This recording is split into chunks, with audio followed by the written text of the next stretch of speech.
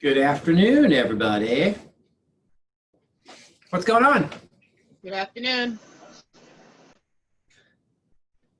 There's got to be more people than just Alice who's brave enough to turn their camera on. My goodness. There's Silva. We also get to stare at a blank wall. There's Mariana. Thank you so much. I love it.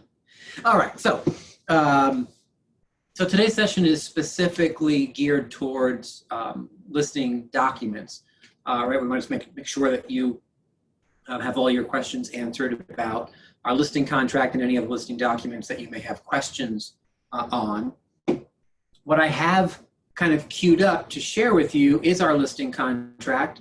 Also, the two disclosures that we typically utilize, which is the property condition disclosure form for the state of Connecticut, and then also the lead disclosure, which is a federal lead disclosure form.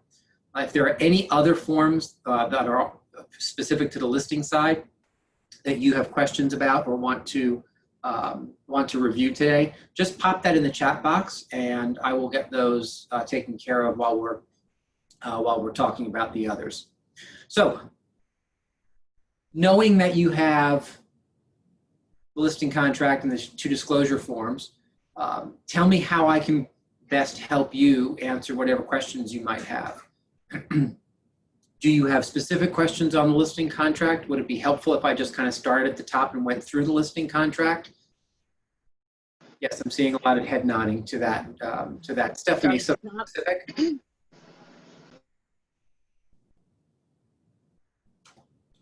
Okay, so let's do it that way. Let me pop that on the screen for you, and we can kind of go through top to bottom what that looks like. And what I find is that oftentimes when we do that, more questions pop up as we go through the document, right? So you should all now see the exclusive right to sell listing contract that we utilize. It is not a proprietary form. It is the form directly from the MLS. And so let's run through it. And again, just unmute and stop me or throw something in the chat if in fact you have specific questions that you want to be certain that we address. The whole top portion of this form, pretty simple, right?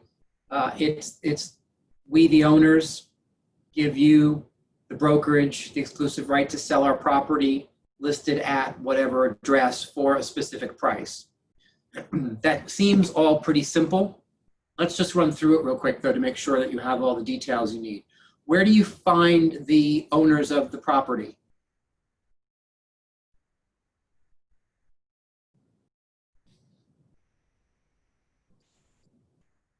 Not a trick question. Anyone can answer. On the field card. So on the field card, thank you for that, Alice, because if you located any place else other than specifically the field card from the town or city hall in the municipality that you're listing in, you may not have all of the owners. You may have old information. Many of you have heard me tell the story that when I was new in the business, we had somebody in my office at Century 21 who listed a property, number 2 Christopher Road here in Richfield. They listed a property and put it on the market, and about a week or two later got an offer. They negotiated the offer. The documentation was sent off to the attorneys. The inspections were underway. And it was at that moment in time, a week or 10 days into this whole process of these buyers purchasing this property, that the attorneys uncovered the fact that the people who represented themselves as the sellers didn't own the property. They were tenants. I don't know how they thought they would get to a closing. However, they got pretty far. I have to tell you, that kind of freaked me out a little bit. I'm like, okay, really? And the reason they got as far as they did in that plan to close on a property they didn't own is because the agent didn't bother to go and check the field card at town hall. He got a phone call from sellers, was excited, went over, listed the property, and never bothered to make sure that the people who he was talking to who were sitting in front of him actually owned the property. So you do have to make sure that you do that due diligence. and make sure that you have the right people in that first line, not just any people. Make sense? The other issue we had, we recently had one where I got a phone, this is last summer, someone called me and said, I'm very upset because your agent said that you said that they can't list my property and I need this property on the market immediately. And so the first thing I did was say, I am so sorry, who am I speaking to? How about a little info? And he kind of brought me into the fold as to who he was. And the issue we had is that he had a court document, a divorce decree, that said specifically that his now ex-wife, 13 years ago, his ex-wife was to quitclaim the property over to him, so the property was only in his name. And the divorce decree was very clear that he was to obtain the marital asset of the house and not she. However, they never processed the quitclaim deed. And so he was waving around this divorce decree saying, no, I own the house. I'm like, no, dude, you have a right to own the house, but you don't own the house. You and your ex-wife own the house. And we're unable to do one of two things, either get her signature on the listing contract and we'll put it on tonight, or call your attorney and have the quitclaim processed and we'll put it on as soon as you solely own it, since you'll be the one signing the listing contract. And he wanted to use this divorce decree to say, no, that's enough for me to just put this house on the market. And it's not, because there was still another owner. It wasn't our fault or our thought. It didn't fall to us to interpret the field card. The field card is the field card, right? If there's an issue with it, then the homeowner needs to correct the issue in order to move forward, or just get the proper signatures. Does that make sense to everybody? So just know that sometimes sellers will push on you a little bit to say, no, I've got this worked out. No, I have to have this on. You have to be cognizant of the fact that if there's more than one homeowner or more than two homeowners or more than whatever listed on the field card, you need all of those signatures, or you need for whatever it is they're telling you to actually take place. Or you need to pick up the phone and call me and we can have that conversation, and I can help you sort through that. Okay, so that being said, wow, all that just for the first line, huh? My goodness, we're gonna be here until midnight. The second line is also sometimes a confusing line for people, because it does say over here, you see where it says Realtor, and that confuses people into thinking that what that means is your name. If you look under here though, you see where it says in tiny itty bitty print, firm name. So what goes here, because in our state, all contracts are written in the name of the brokerage, what goes here is the name of the brokerage. And so depending on your market center, it will either say Keller Williams Realty if you're in the Ridgefield Market Center, or Keller Williams Prestige Properties if you're in the Stamford Market Center. And then of course the street address, complete with zip code, gets written in here. Don't forget the town. A lot of times people see street address and they write 123 Main Street, Connecticut, and the zip, and they don't put the town in.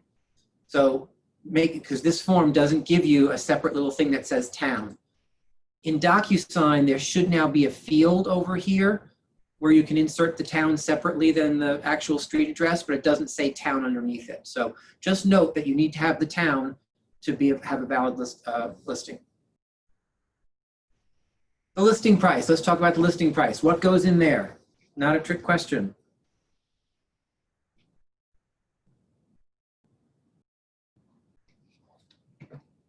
Right, the price that the seller is going to offer the property for sale at. That's what goes in there. What if you haven't determined what that price is yet? So here's what you shouldn't do. What you shouldn't do is write in a range. Don't write in 375 to 400 because they haven't decided yet. Don't write in TBD, right, to be determined, because you don't have a valid contract. I would prefer that you and the sellers pick a number to put in there, pick as good a number as possible. And if it's bound to change because you're having a secondary meeting to figure all that out, well, then you can always change it after the fact. But don't sign a listing agreement without a specific price in there, or you don't have an enforceable contract. Any questions on the top piece? Pretty self-explanatory, right? Okay, excellent. Let's go now to this, to the middle piece here. And the middle piece basically goes through all of the parties' duties to each other. So number one, the contract will go into effect on blank and remain effective through and including blank. What goes in there is, again, not hard. It's 2 dates. You need actual dates. Goes into effect on July 1st and will remain effective through and including October 31st. I have seen interesting and creative versions of this as well. I have seen this contract will go into effect on immediately and remain effective through and including closing. No, that doesn't work. Nice try, but no, that doesn't work. All right, you need to actually have dates. Oftentimes people ask me about the length of the contract. I will tell you that what's typical is anywhere from 3 to 6 months. Anywhere from 3 to 6 months is typical. There are certain scenarios where you may look for a longer period of time. What are some of those scenarios? Anybody want to venture a guess when you might look for a longer period of time than 3 to 6 months? There are a few. Higher end properties? So higher end properties, that's a really good one, Stephanie, right? Because higher end properties tend to take a little longer. So you may want to push that to 9 to 12 months for a property. You know, and when we say higher end, you need to understand your market. What I would say is if it's in the top 10 or 15, maybe even 20% of that market, that's a higher end property, right? It doesn't have to be $1.5 million to be a high end property. Right? How about 975 in Bethel is still a high end property for Bethel. So make sure that you understand the market well enough. What else? under construction? Yeah, so any new construction, I agree with that, because sometimes what you're listing is a hole in the ground, right? And it takes the builders, sometimes you're listing it in November and the builders are going to take, you know, December and January and February off because they haven't gotten the foundation poured and they're not able to do that if it's a cold winter. So new construction, typically you're looking for a longer period of time. Regardless of what the builders think, most buyers don't purchase new construction until they can actually walk through something, right? They don't have that vision like maybe the builder does. So that's another version. What else? There are a couple more.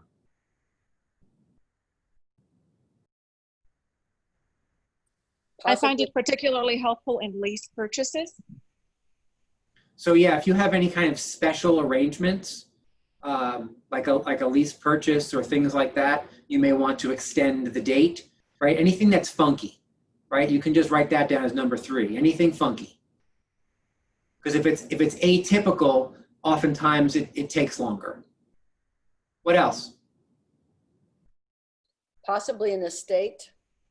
Yeah, something that might fall into the funky category, right? If it's atypical with something that has to go through probate, that you know has to go through probate, or if there are, you know, maybe the property is being sold by 3 heirs, right? And it's 3 siblings who are going to argue about everything the whole way. Anybody have one of those ever, right? So sometimes you need a little bit more.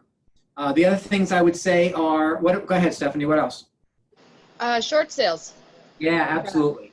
Right, so short sales, you may want to put that at a year.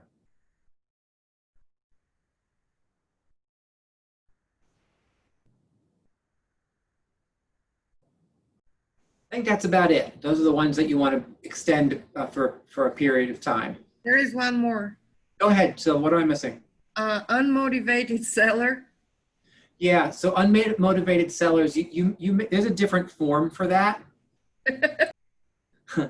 And it's called the call me in 6 months form. I'll show you that one at the end.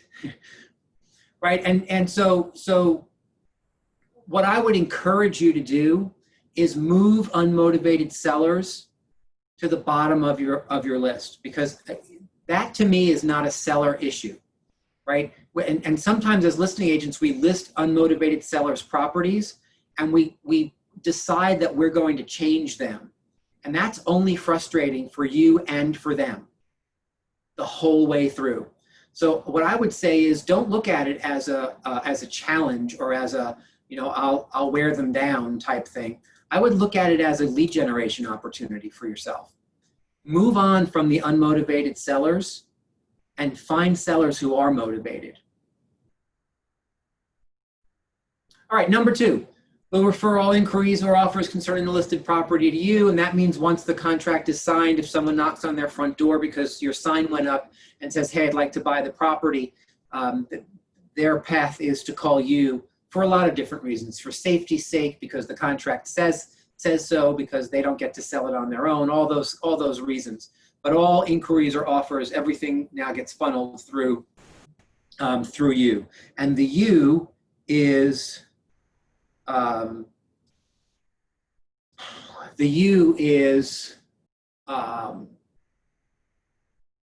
I'm really sorry, guys. I was just distracted by a text. One of our agents was in a bad car accident last night, and I need to just answer this really quickly.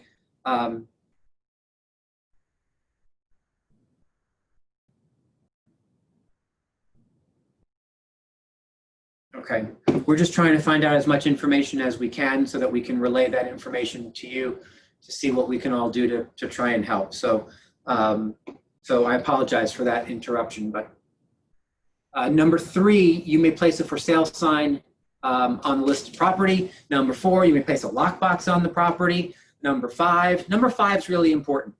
Oh, and by the way, if for any reason you have sellers who are looking to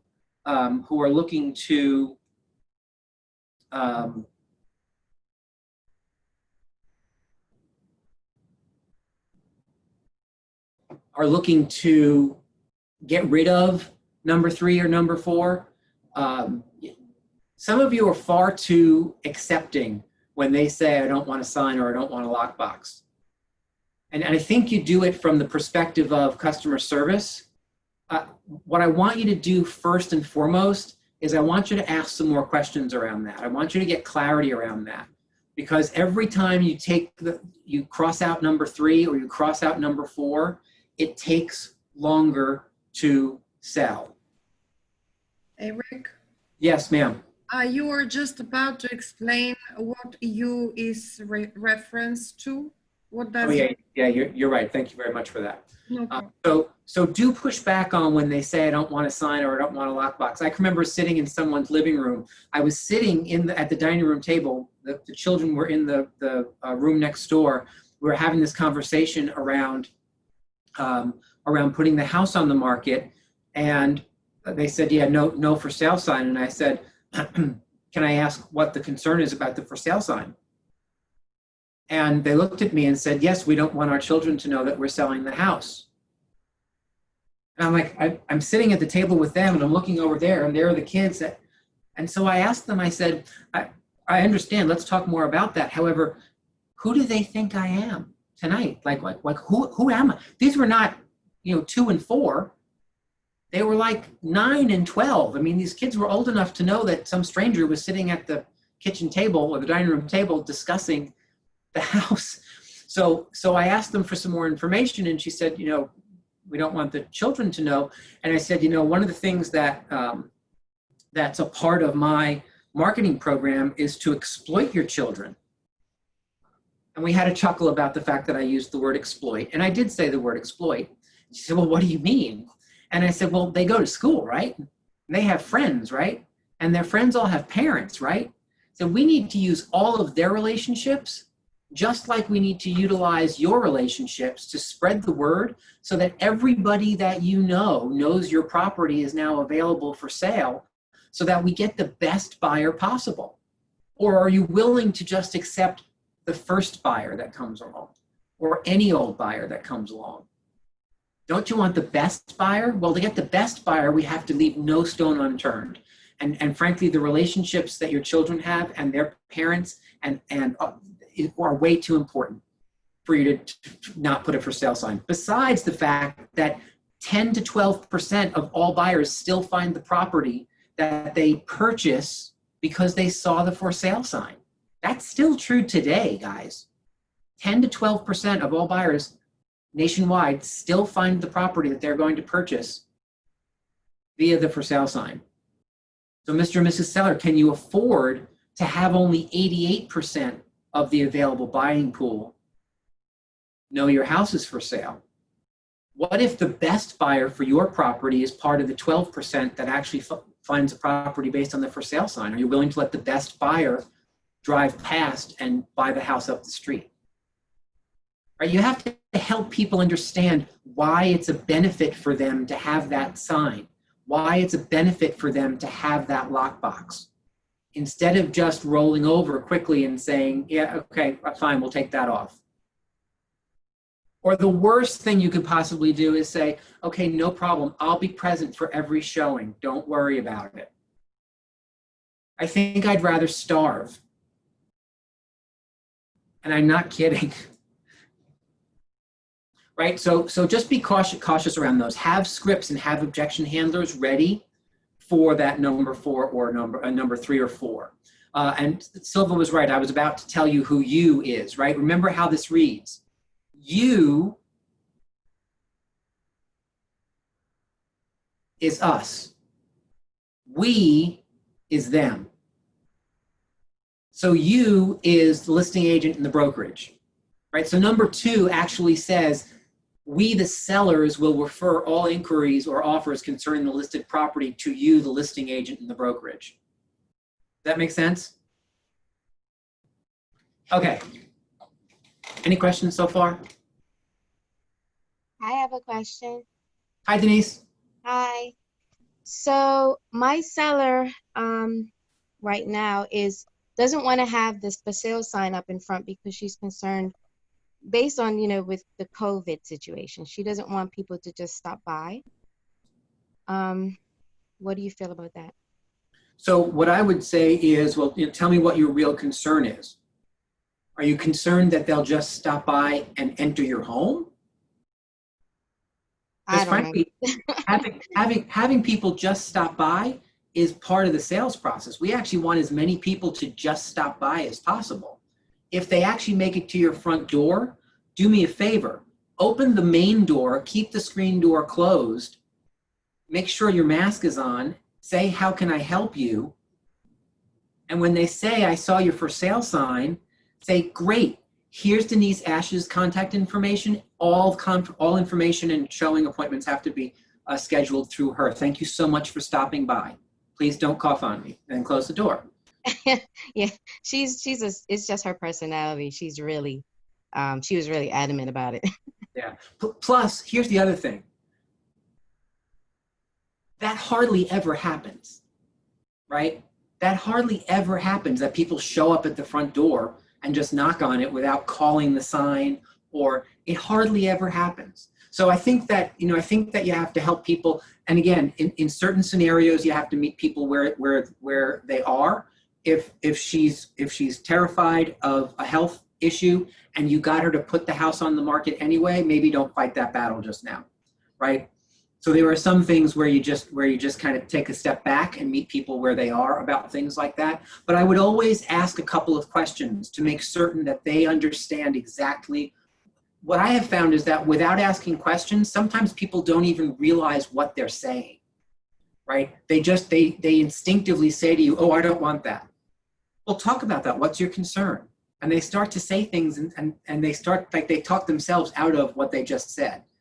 Now that I say it out loud, it doesn't even make sense. So that's fine. Put the sign up. Right? Okay, thank you.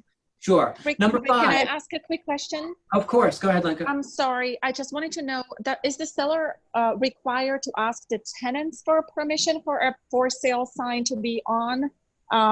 Unfortunately, I have had situation where, and we all know tenants can be very difficult sometimes, but in this case, I've had tenants who literally wanted nothing to do with lockbox at their door, wanted nothing to do with for sale sign at the property, etc.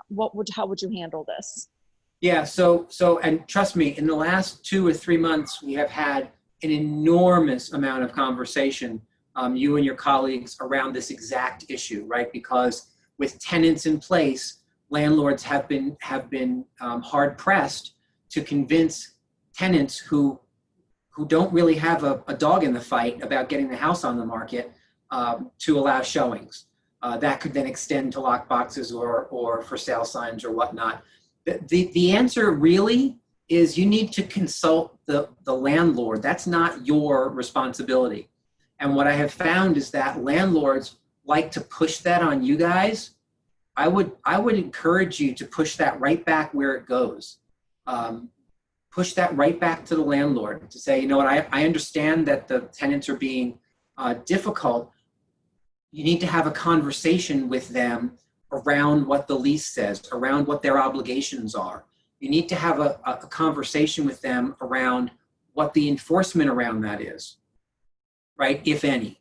You need to have a conversation with your attorney about how to enforce the lease if they're pushing back on you. Those are all things that the landlord needs to take responsibility for, because the tenants are the landlord's issue, not you as the listing agent. And when you really think about what I'm saying, think about the reason why, regardless of any other reason why. If you're the one who is here and you keep showing up and banging them over the head with things they don't want to do, who are they going to dislike? You. And you're the one who's here. You're the one who has to create the relationship with the tenants. So make the landlord the bad person and you stay out of it. Does that mean that that the landlord always gets what the landlord wants? It depends on how hard the landlord is willing to push. My advice to landlords is always start smiley. Hey, I know this is a real pain. I know it's really inconvenient. You know, if you remember, the lease does say in the last 60 days, we'll need to put the property on, and so we have to figure out how we arrange showings. Right, that's different than calling and saying, look, we're putting the property on the market on Friday. You're going to get 1 hour notice, and we don't care what you say. So you have to you have to help the landlord have a rational, simple conversation. And then if people are unreasonable, then the landlord has to take it from there. Some of the conversations that we've had in the last couple of months have literally gotten to the point of the landlord has to make a decision. Either offer money to have the tenant do what the lease already says they're supposed to do, or wait it out. Because as you know, in our state, evictions and filings and or eviction proceedings there's a moratorium on them until July 1st. So all these issues that have come up, the landlords were stuck. They didn't have a way to enforce anything. Plus, typically, these people are at the last 30 to 60 days of their lease. What does eviction really do? So what I have done in the past when I've struggled to get people out where I wanted them is I paid them. And what that means is, look, this is the responsibility, your obligation as per the lease. If you're not willing to do that, I will incentivize you to do that. Don't pay me the last month of rent. Live here for the last 30 days for free. However, you agree to X, Y, and Z. And X, Y, and Z are the sign, the lockbox, and showings. You know, we'll figure some version of showings out. Right? It's a version of cash for keys that foreclosures go through. But sometimes you have to incentivize people who aren't otherwise incentivized. I don't know if that helps at all. That was a whole lot of information about tenants, but. Thank you, Rick. That was very helpful. Sure thing. Number 5. You're not responsible for the maintenance, management, or upkeep to the listed property. You meaning us, right? That means if it's winter and no one's shoveled the walk, you don't get to drive over there and shovel the walk before a closing, before a showing. You get to call the owner and say, hey, you know what? We have a showing at 2 and at 4 today. there's snow blocking the entryway. You need to call someone and get that taken care of before 2 o'clock, because if you don't, we're going to have to cancel the showings, because it's a massive liability for you to have people arrive at your property and not have a walk cleared. Right? Please stop vacuuming houses. Please stop shoveling snow. It's just not your job. And number 5 is very clear about that. That's their job. And you create vicarious liability for yourself and for the brokerage when you start to behave like a property manager if you haven't been hired as a property manager and we don't have a property management contract. Vicarious liability means that if you start to behave like you're something that you're not, the law says that you may be responsible, even though you don't have a specific contract saying you're responsible. You may be responsible because you started to behave as though you were responsible. Called vicarious liability. Don't put yourself in that position. Remember, you're not the listing servant, you're the listing agent. Right? There's a difference. There's a difference. You're not there to do anything the seller needs. Even if the seller lives in California, that's exactly when a property manager needs to be hired to make sure that everything goes well. Number 6, you will use reasonable efforts to sell the listed property. Number 6, I want you to recognize that says reasonable, not superhuman. And sometimes we get confused, or sellers get confused about what number 6 says. And we either behave or we're encouraged to behave as if it says we will use superhuman efforts to sell the listed property.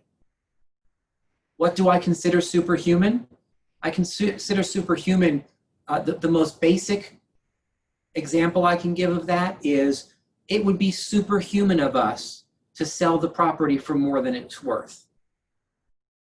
Which means if the seller makes a decision to list the property $50,000 too high and then refuses to listen to the education we bring to the table to reduce it to get it sold, well, they're now behaving as if we are superhuman. It's not reasonable any longer, right? So just recognize that. I'm hoping that you're hearing a slightly different version of this listing contract than maybe you've ever heard before, because I want you to recognize that this is a partnership document. Both parties have to show up with the same goal in mind. One is not subservient to the other. And sometimes I feel like as listing agents, we kind of do the, whatever you say, Mr. and Mrs. Seller, whatever you say. That's not the job. People actually respect you more when you push back on things that don't make sense. Number 7, you'll submit the property to the service. The service is the MLS, right? So all number 7 says is that we're going to pop the listing on the MLS and we're authorized to do so.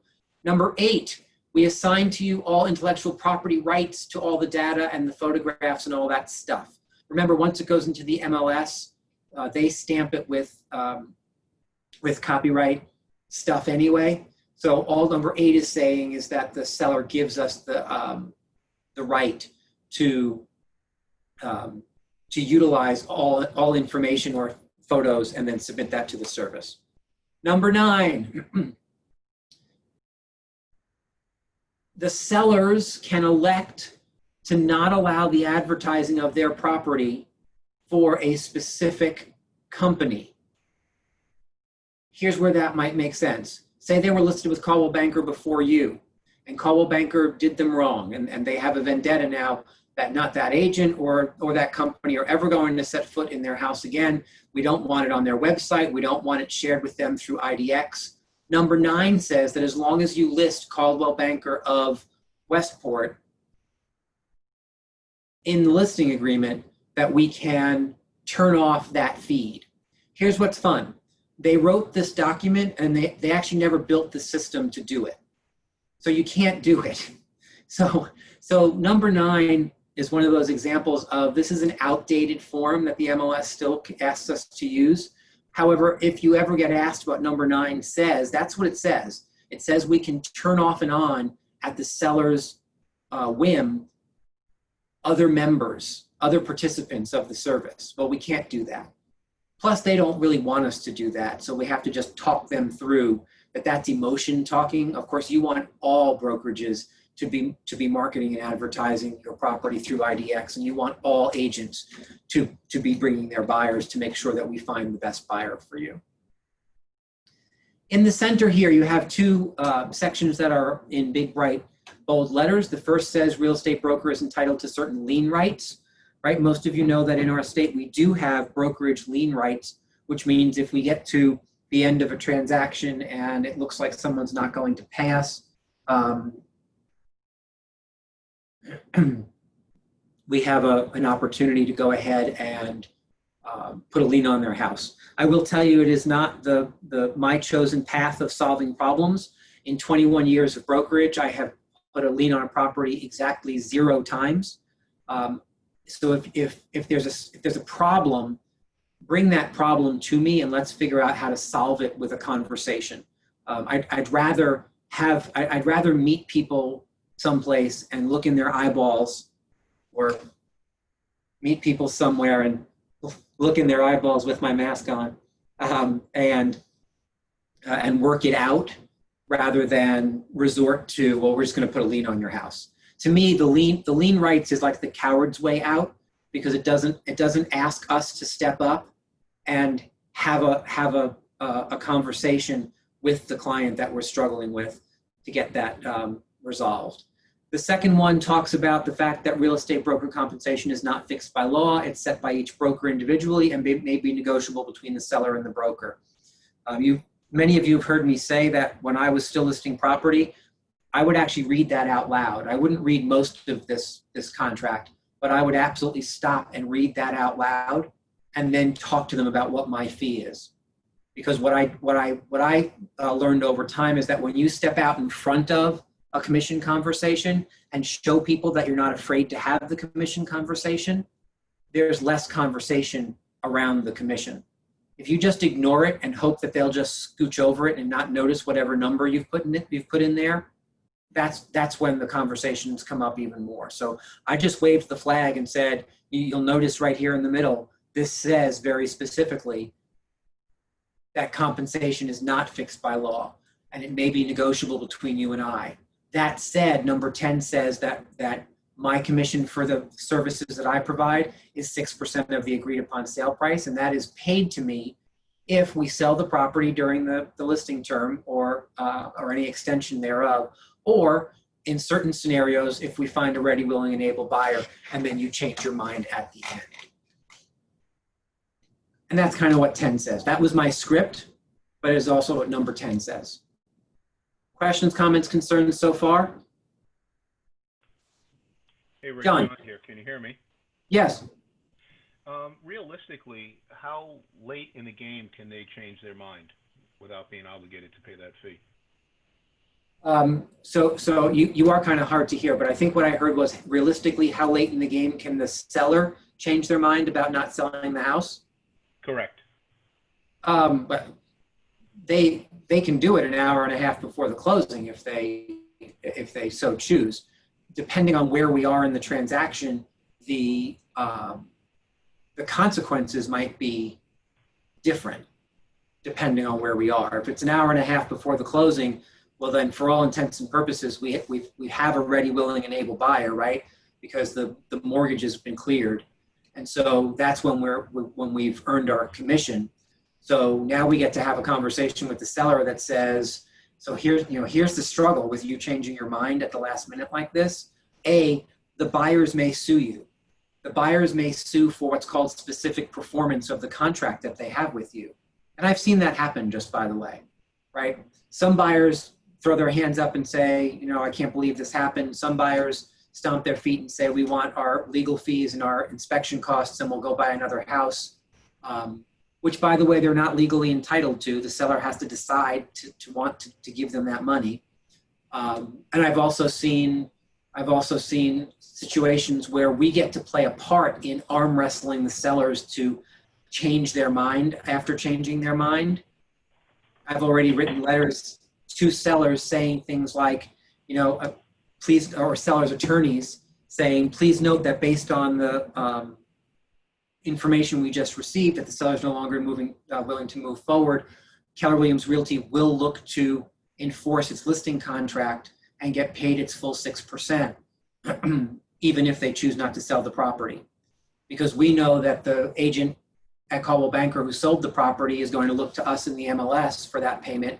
So now we have to protect ourselves, and we have to collect the commission that our contract says we're due. And oftentimes when all that comes to the seller, they realize that why pay all the fees associated with selling the house only to not sell the house?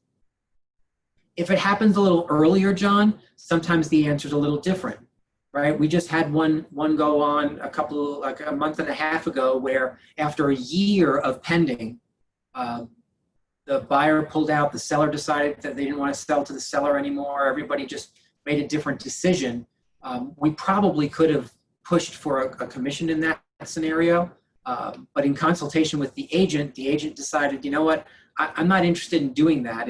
If the buyer's broker is not, actually there was no buyer's agent involved. So their decision was, I'd rather retain the client and the relationship and sell it to somebody else than demand a commission right now only to burn that relationship. And the property went back on the market, and I think as of this week, it's under agreement again. So, sometimes we make different decisions regardless of what this contract says based on what the end goal is.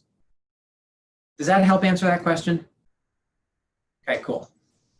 Hey, Rick, Yes, Stephen. would you go back to the first notice about certain lien rights? Yes. That's a little fuzzy to me.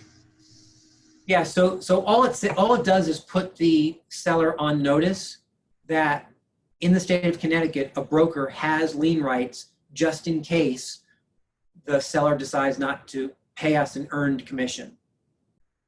That's really the only conversation that gets had at the table, and only if they ask, right? That's one of those ones I skipped over because I was never going to use them anyway. By the way, you can't use lien rights.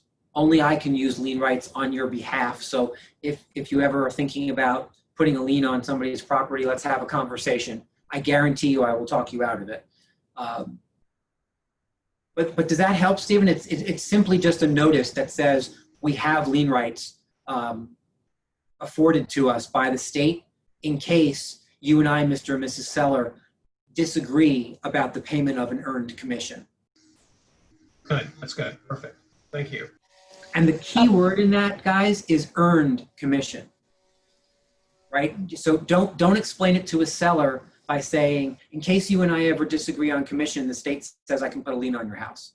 Because that's a different, you're communicating something a little different there, right? In case you and I ever have a differing opinion about an earned commission. Once it's an earned commission, well, now you understand that we've earned it. So it's not just willy-nilly about how we can use the lien. Alrighty, number 11, 12, and 13, bottom of this form. Number 11. Wait, I'm so sorry to bother you. Can I ask Yeah, a go quick ahead, question? Just going back to what we talked about commissions.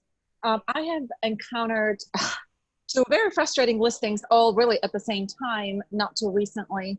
Recently, where the seller basically very deep into the game of really me investing a lot of time and energy and of course money while listing their property. And I have brought buyer and tenants and, everybody was in an agreement. We even negotiated the price.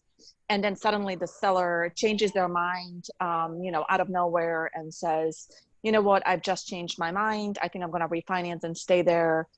I'm sure that happened to many listing agents out there. It really hasn't happened to me before.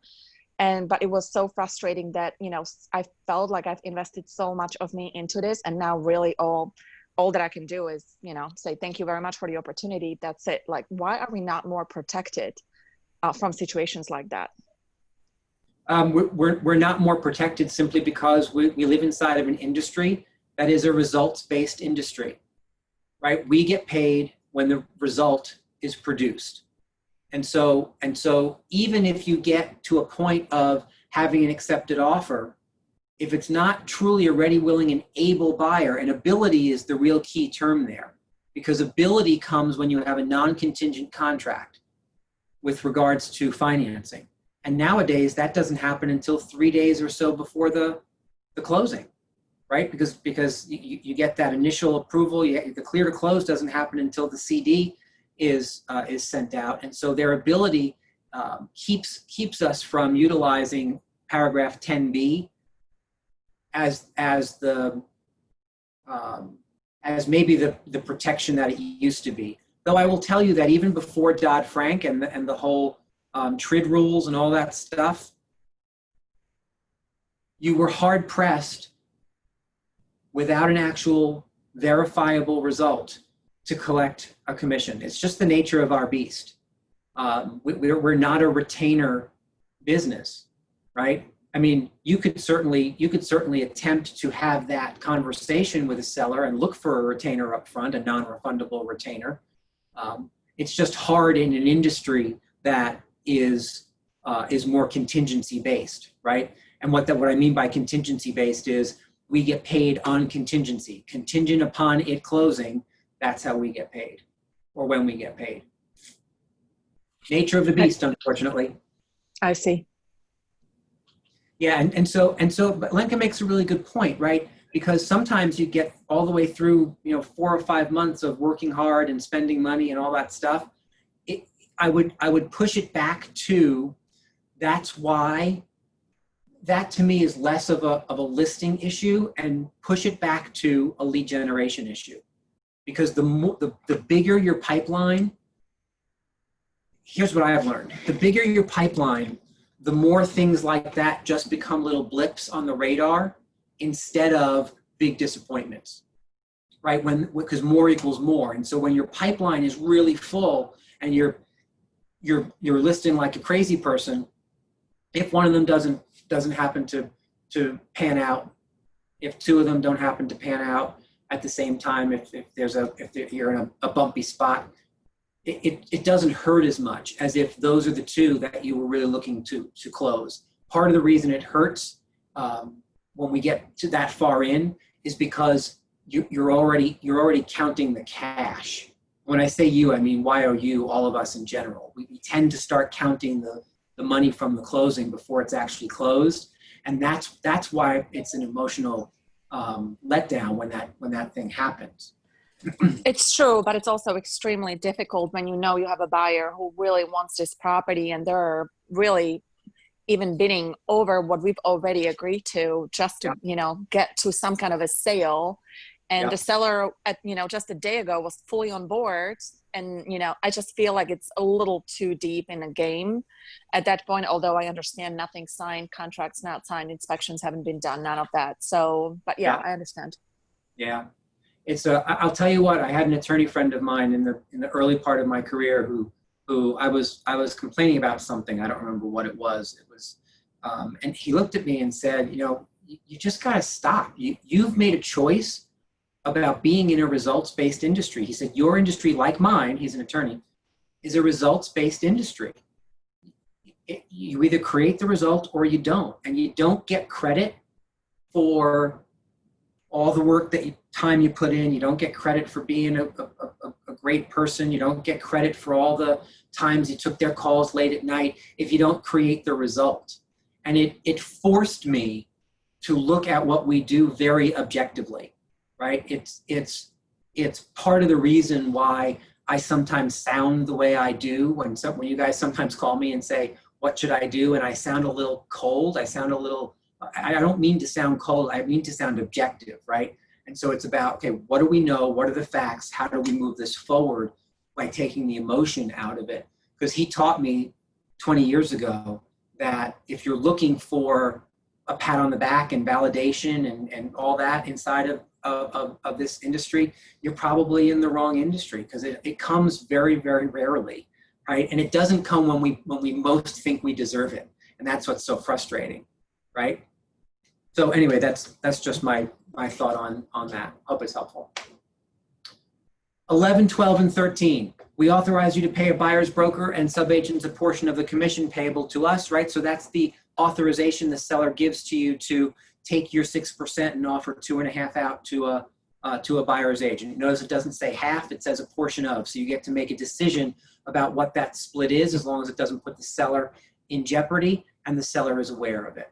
Number 12, we understand that we might also be a buyer's agent for the property. So number 12 talks about the possibility of dual agency. Don't have a big, long conversation about dual agency right here.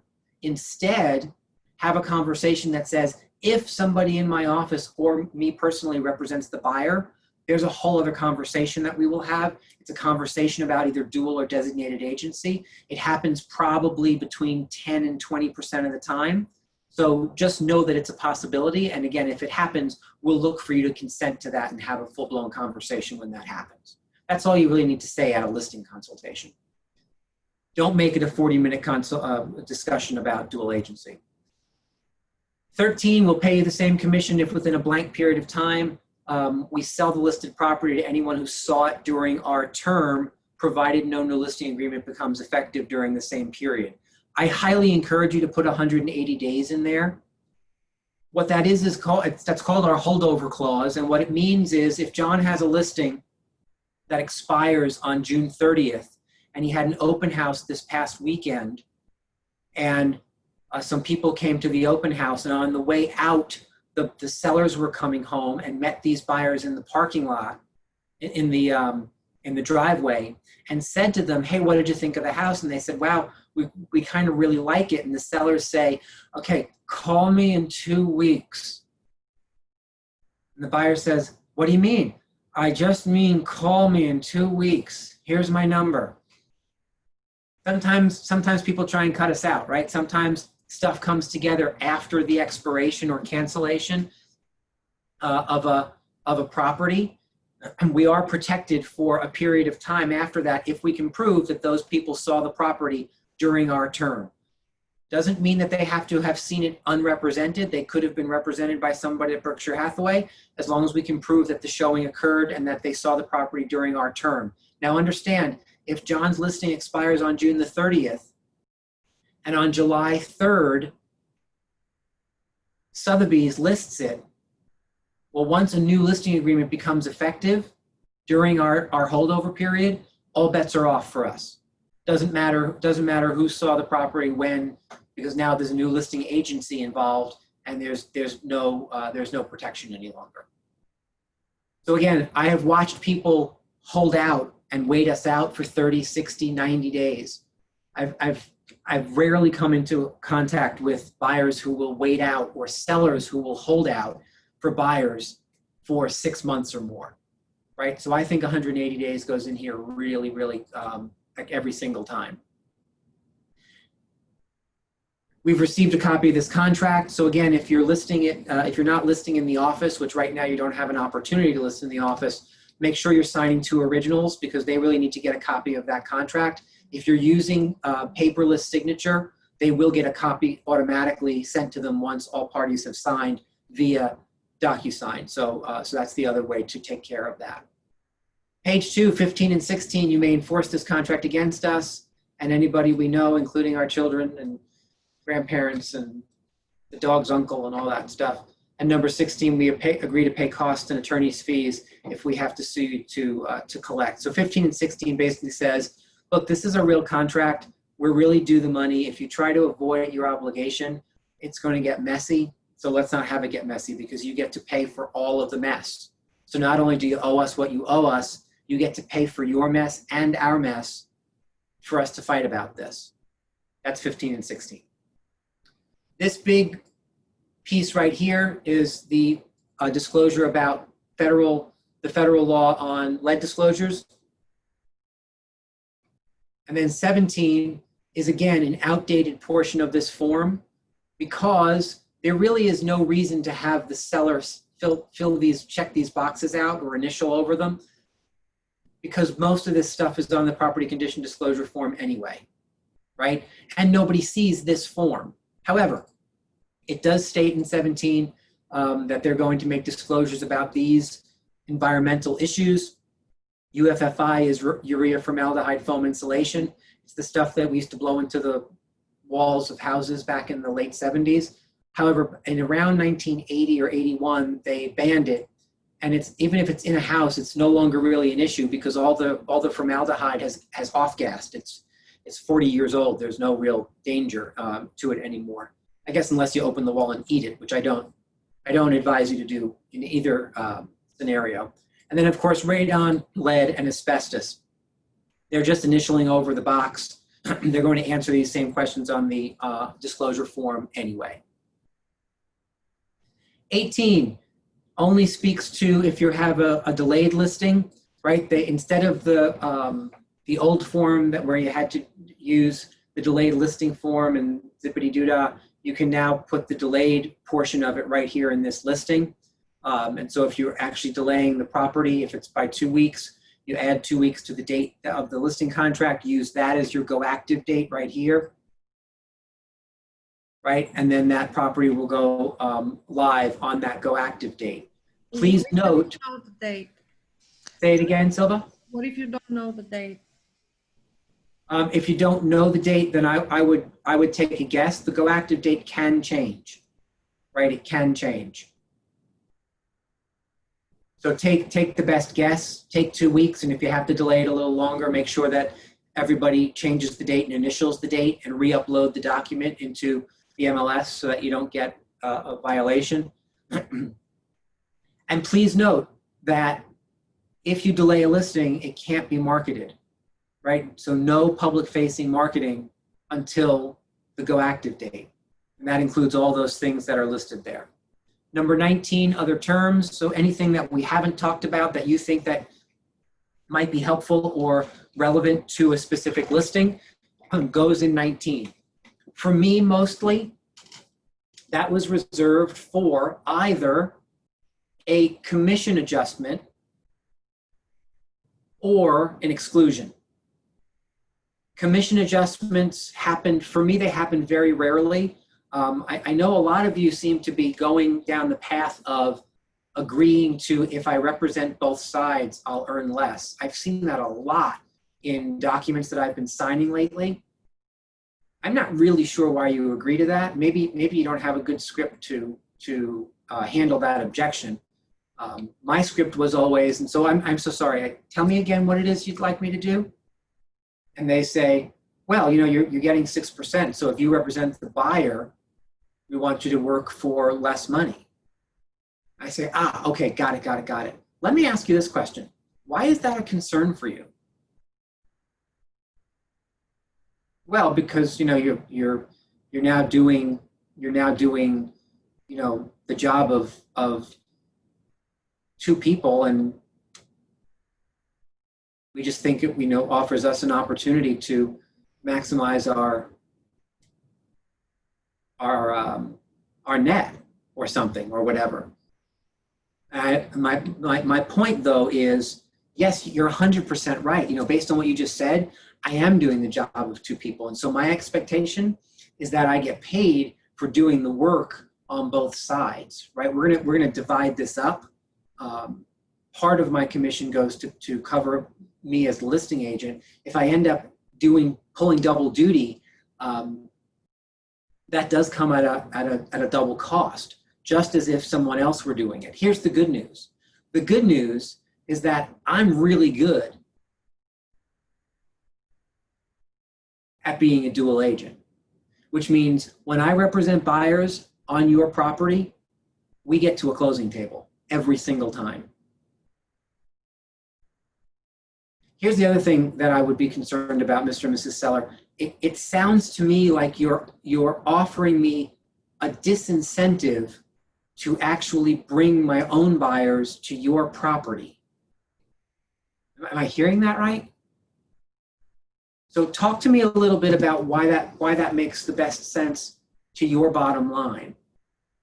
What if I represent the best buyer and you're creating a disincentive for me to bring that buyer to your property? Do you see what I mean? Right? Can I say something? Yeah, go ahead. I'm completely with you on that.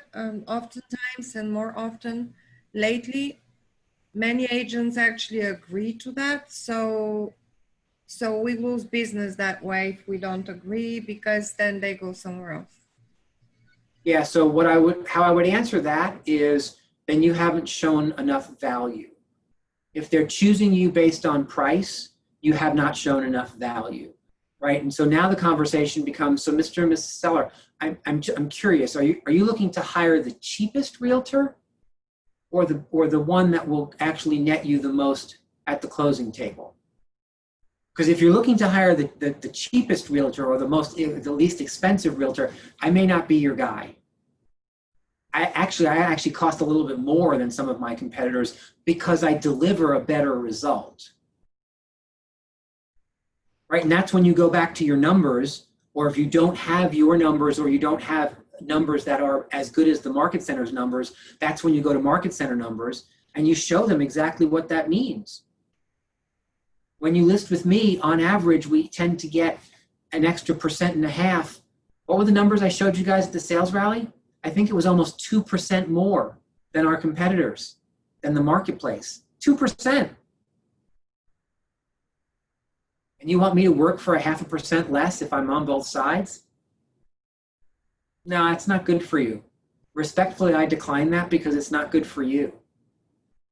It also benefits me, yes, if that should happen, but I decline it because it doesn't benefit you and your equity in the long term.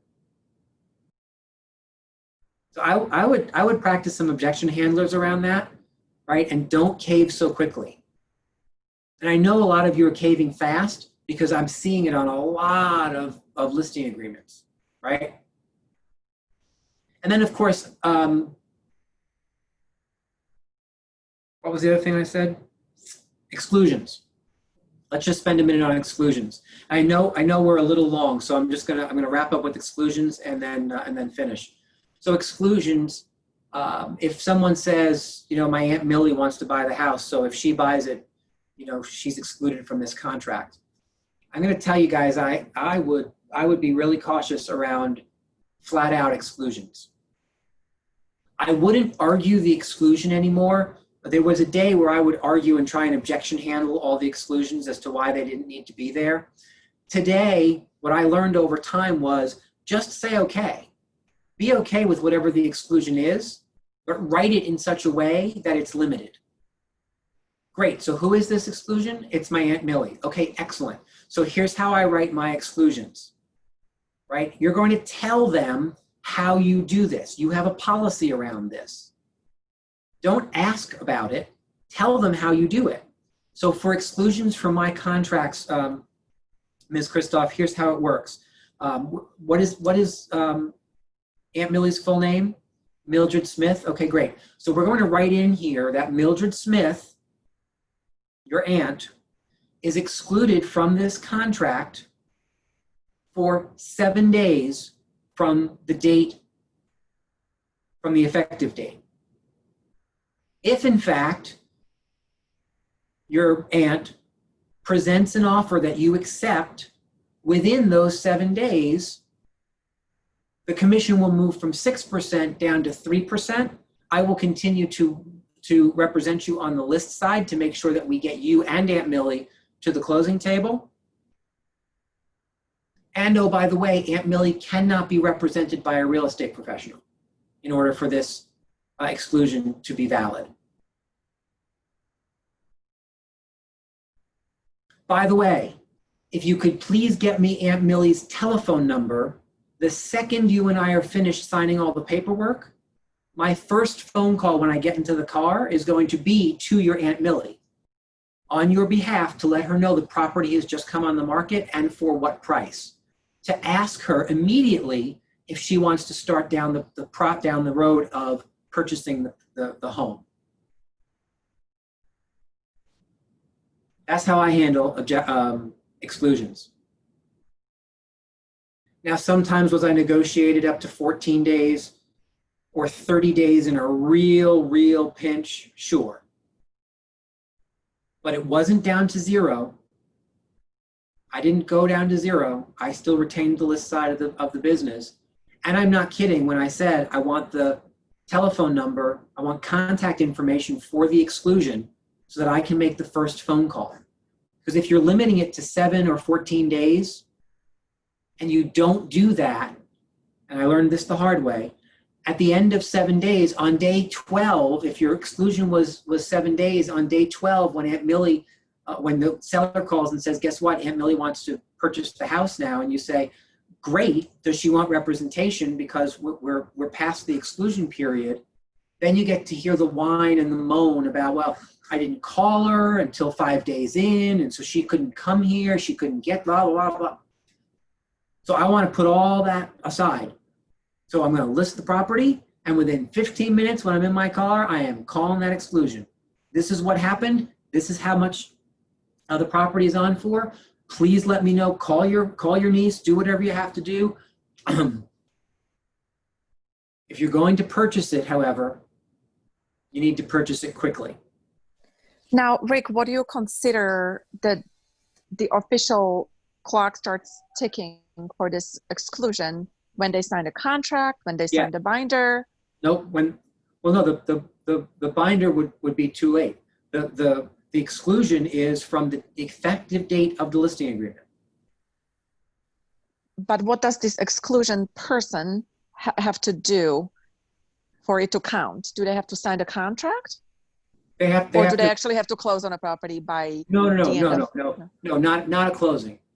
An agreement of both parties with some kind of a document. So either an accepted offer to purchase or an accepted purchase agreement or an accepted contract.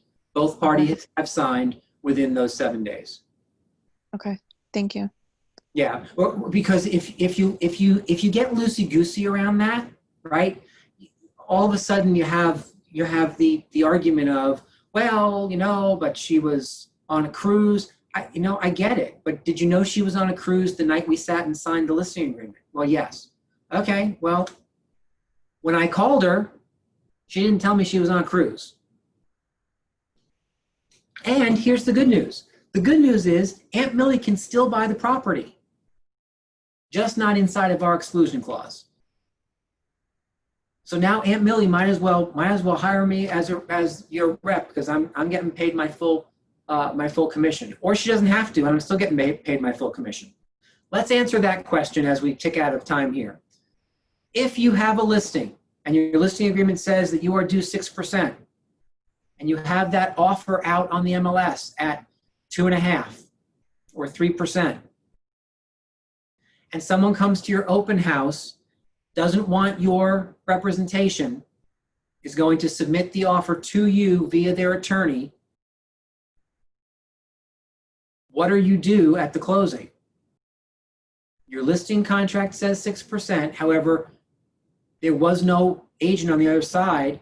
The MLS says we're offering out half of that or 3% to the agent on the other side, but there is no other agent to pay. What are you due?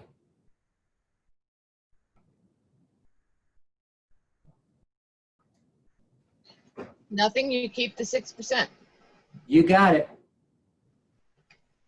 So here's the answer to that. If anyone ever has a question, you call Stephanie because she has the right answer. Right? You're due what's on the listing contract. It doesn't matter if there's nobody else to pay. And I just handled something recently where somebody made the mistake of out loud saying to a seller, well, there's nobody else to pay, so my commission would be half of that. Only to have the seller go and behave badly.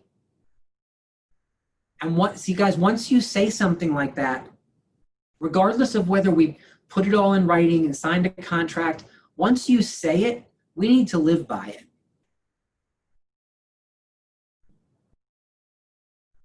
So don't say that, is my point. Know full well that unless altered in writing between the brokerage and the seller, at the closing of the property, you're due the number that you wrote in there, regardless of whether there's another agent involved or not. Now, sometimes the seller may ask you to negotiate some of that away. You can simply say, well, thank you so much for asking. However, my fee is what my fee is. So no, I will not be conceding a portion of that simply because there's no other agent. mostly because, Mr. and Mrs. Seller, when there's no agent, it actually makes my job harder. Now I have to do the work of both sides, and I don't get to represent the other side. So it's like pulling teeth.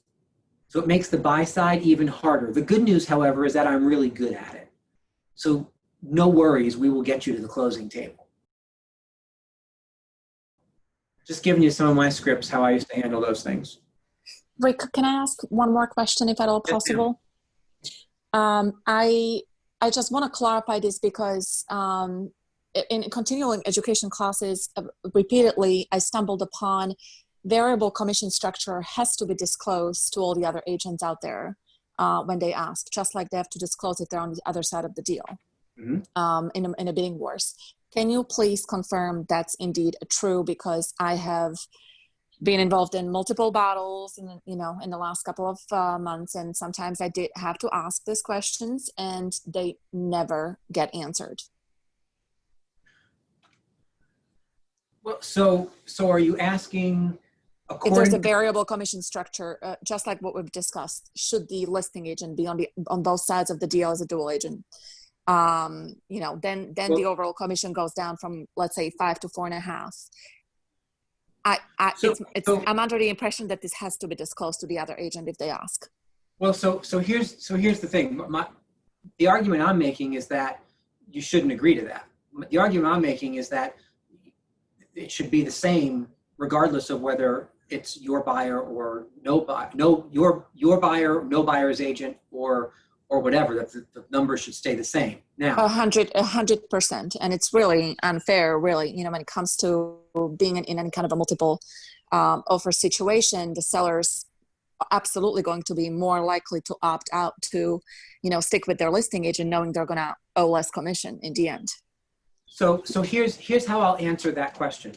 What the MLS says is that if you have a variable commission structure built into your listing agreement, yes, you have to put that in there so that anyone who brings a buyer knows that there's some version of a variable commission structure. However, if it's not built into your listing agreement and it's part of the negotiation process, that's no longer part of the conversation in terms of you disclosing that as it relates to the listing contract, because it just became part of the negotiation process, right? The rules that might go along with this are MLS rules that say a variable commission structure for a listing needs to be disclosed upon entry into the MLS, right? So instead of ERR, you would have ERV, right? Exclusive right with a variable commission rate structure chosen.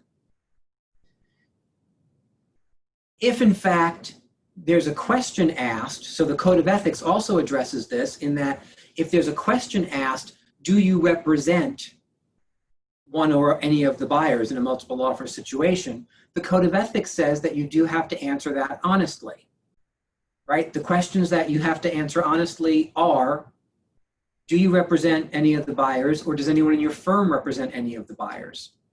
That was put in there to kind of be the other bookend of the MLS piece. Because once you ask that question, if the listing agent says, yes, one of the buyers is represented by me, or yes, one of the buyers is represented by someone in my office, the other buyer's agents now get to make up whatever they choose to make up in their head. However, they know now that it's possible because you represent one of those buyers, that there might be preferential treatment to those buyers. But again, it's all part of the negotiation process. And so that's why those questions were built into the Code of Ethics. I will verify for you, Lenka, the specific question that you asked me, because what you asked me specifically was, if it wasn't built in as a structure in the listing agreement, and it becomes variable throughout the course of negotiations on a specific listing, do you have a proactive duty to now wave your arms saying we're giving a deal to somebody on the inside? I believe the answer to that is no. However, I will verify it for you. Thank you so much. And if I have this structure built into the listing contract and a buyer's agent approaches me and says, do I have a variable structure, negotiated with the seller, do I have to disclose this? Yes.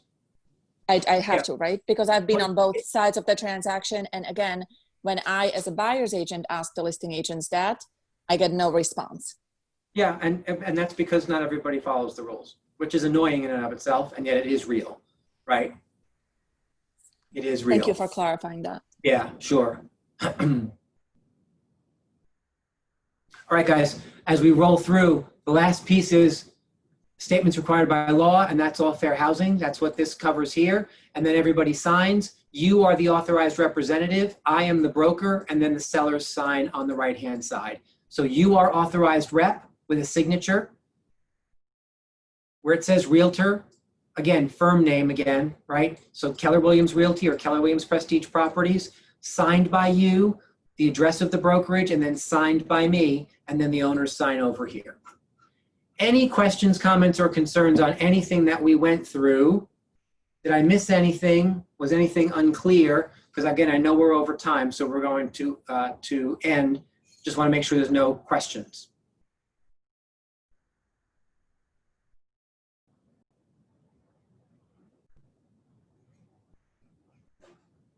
Okie dokie then. Well, guys, I hope this was helpful. Stephen, do you have a question? No, just to say thank you, Rick. This was great. Oh, you're quite welcome. You're quite welcome. It is my pleasure anytime. I always appreciate spending time with you. I will see you. We do not have a 4:30 today because remember it's Tuesday. So tomorrow morning at 9 o'clock is our next Zoom opportunity. Have a great afternoon. I'm getting to spend time with Gary tonight because I have a mastermind with Gary Keller at 4 o'clock. So yay for me. We will see you very you much, Rick. tomorrow morning and I'll give you the update on what I hear from Gary. Thank you. Take care. Thank you, Rick. Thank you, Rick. It's my pleasure.